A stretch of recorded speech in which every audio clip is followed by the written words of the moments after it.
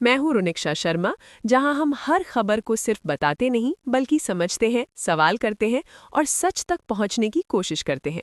यहां आपको मिलेगा देश दुनिया की बड़ी खबरों का साफ, सरल और बेबाक विश्लेषण, बिना शोर, बिना डर और बिना किसी एजेंडे के।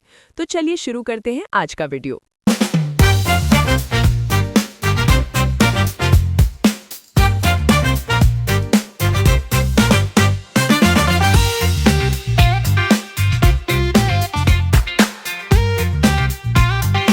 ठीक है दोस्तों, शुरुआत करते हैं हवा से। आज हालात ऐसे हैं कि लोगों को अपनी सांसों की चिंता कम है। सवाल ज्यादा ये है कि मेस्सी ठीक से सांस ले पा रहा है या नहीं।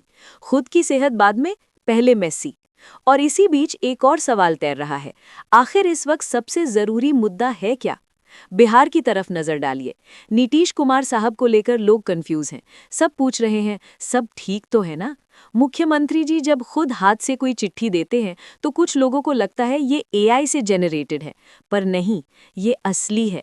और इसी वजह से अब लोग उनकी मानसिक स्थिति को लेकर खुलकर चिंता जता रहे हैं। देश की तबीयत वैसे भी ठीक नहीं है। दिल्ली को दिल वालों की दिल्ली कहते हैं, पर अब सवाल ये है कि फेफड़े वाले यहाँ रह भी सकते हैं या नहीं। इसी माहौल में खबर आती है मेस्सी आ रहे हैं।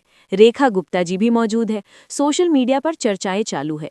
कोई कह रहा है कोई अजीब सी AQI बातचीत चल रही है, तो कोई उन्हें देखकर ही पूछ रहा है ये इंसान है या मीटर।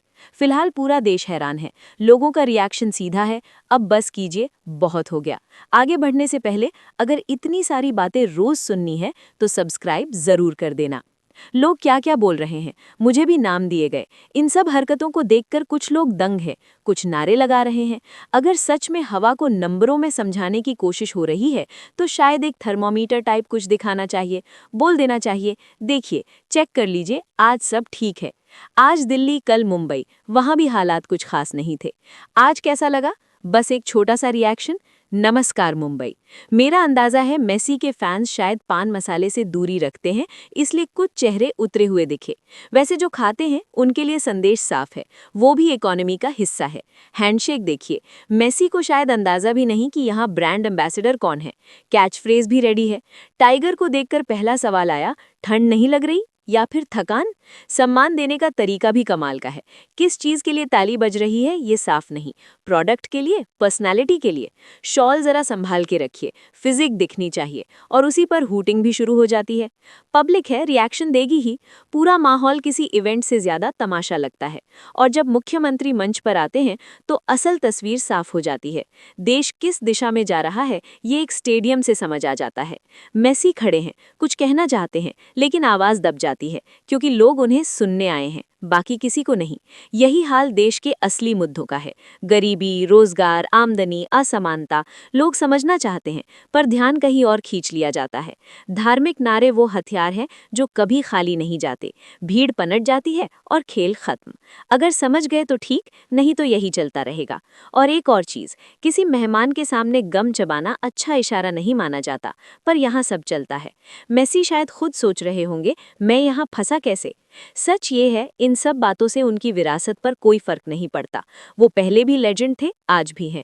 पर सवाल हमारा है, इससे भारतीय फुटबॉल को क्या मिला? जो पैसा मूर्ति पर लगा वो युवा खिलाड़ियों पर लग सकता था। वो मूर्ति देखकर शायद खुद मेस्सी भी हैरान हो। फुटबॉल कहाँ है, खिलाड़ी कहाँ है?